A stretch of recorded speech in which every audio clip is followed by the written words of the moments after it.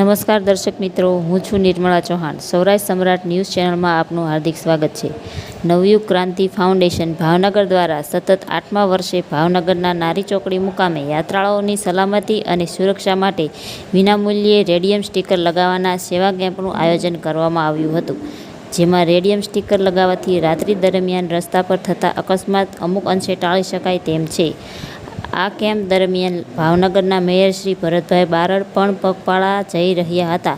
તેમણે પણ radium sticker લગાવવામાં આવ્યા હતા. આ સંસ્થાના સેવા કેમ્પના સંચાલક રોહિતભાઈ કણબી, કલ્પેશભાઈ ડાંગર, અરુણભાઈ સોલંકી, બિપિનભાઈ સહિતના કાર્યકરોએ સેવા આપી હતી. બ્યુરો રિપોર્ટ કિરણ ચૌહાણ, ભાવનગર.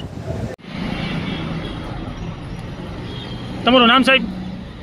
મારું નામ કલ્પેશ ડાંગર છે. અમે નવયુગ ક્રાંતિ ફાઉન્ડેશન દ્વારા દર વર્ષની જેમ સતત 8મા વર્ષે પણ ભાવનગરથી ચોટીલા જતા પદયાત્રીઓ માટે રેડિયમ સ્ટીકર લગાડવાનું કામ કરી રહ્યા છીએ, જેથી કરી અને રાત્રિ અકસ્માતના બનાવો બંધ બને અને માણસોની સેફટી જળવાઈ રહે તે માટેનું કાર્ય કરી રહ્યા છે. અને અમારા સહયોગી સાથ આપી રહ્યા છે રોહિતભાઈ, અરુણભાઈ તથા બિપિનભાઈ. આ સાથે મળે અને અમે કામ કરી રહ્યા છીએ. તમે અંદાજે કેટલાક લોકોને સ્ટીકર લગાડો છો અને આ તમારો કેમ્પ કેટલા વાગ્યા સુધી ચાલુ રહેશે? અમે બપોરે આવી જઈએ છીએ 2 થી 3 વાગ્યા સુધી અને રાત્રે 11, 11:30 સુધી રહીએ છીએ અને અંદાજે 3 થી 3,500 માણસોને અમે આ સ્ટીકર લગાવી આપીએ છીએ. જી સાહેબ, આ તમે શું કામ કરી રહ્યા છો?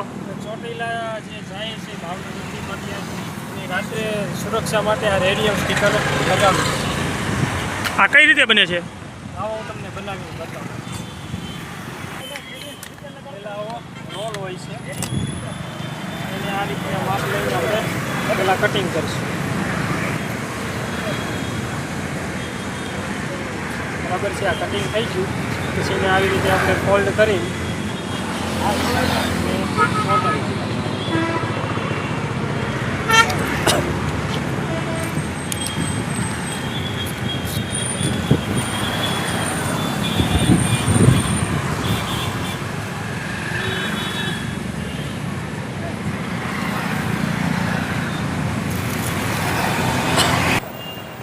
પછી એમાં આવી રીતે સેફ્ટી પિન લગાવી દેવામાં આવે છે. એટલે આ સ્ટીકર તૈયાર થઈ ગયું. આ આપણું સ્ટીકર તૈયાર થઈ ગયું છે. આ હું તમને લાઈવ લગાવીને બતાવું છું.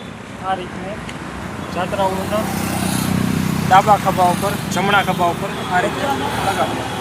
એટલે આ રાત્રિ દરમિયાન અકસ્માત આપણે નિવારી શકાય છે. લાઇટ પડે એટલે આ ચમકે.